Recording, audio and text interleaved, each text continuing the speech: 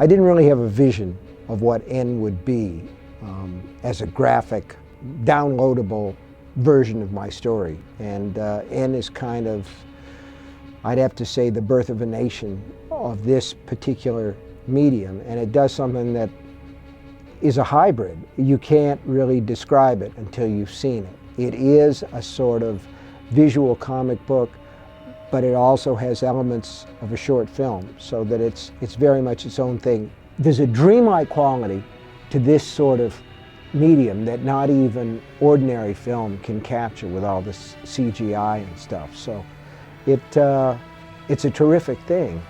I wrote in the summer of 2007, and the real impetus to write the story was Arthur Machen's The Great God Pan. He articulates something in that story that I've thought for a long time, which is that reality is very thin, and there's a terrible, horrible cosmos, and the only division between it and us is this scrim that we call reality.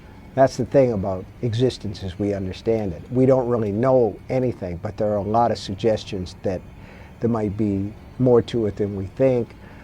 One of the things that I was thinking about was there's a field near where I live in the summertime, and I happened to go by there one night, and the sun was going down, and it was red, and I thought to myself, all of this looks like cloth stretched across a window. Then there's something behind it that you can't quite see. Everything seems to suggest that. Now, there were no rocks in the field. That was a little creation of my imagination. I snapped some pictures, 5, a bad number, but I didn't know that yet.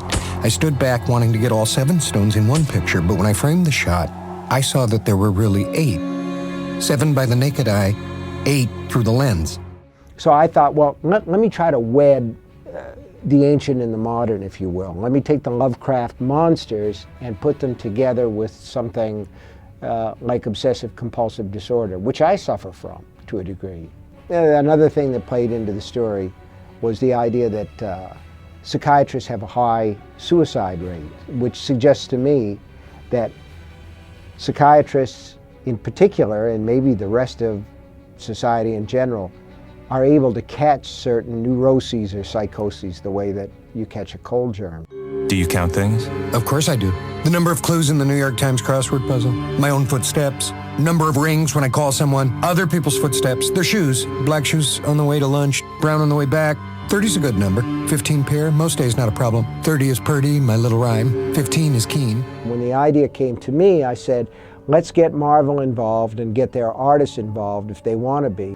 And I think that as a promotional tool, I guess, for the book, it was genius, because after all, this is going to be in a book called Just After Sunset, and it is a collection of short stories. My one contribution to the business side of it was saying, well, if you're going to do this thing, why not put all the episodes together on a DVD and sell an edition of the book with the DVD in it? And I'm excited about that, because from my own standpoint, if I had a choice, I'd immediately buy the DVD version. So I'm curious to see how that edition will do.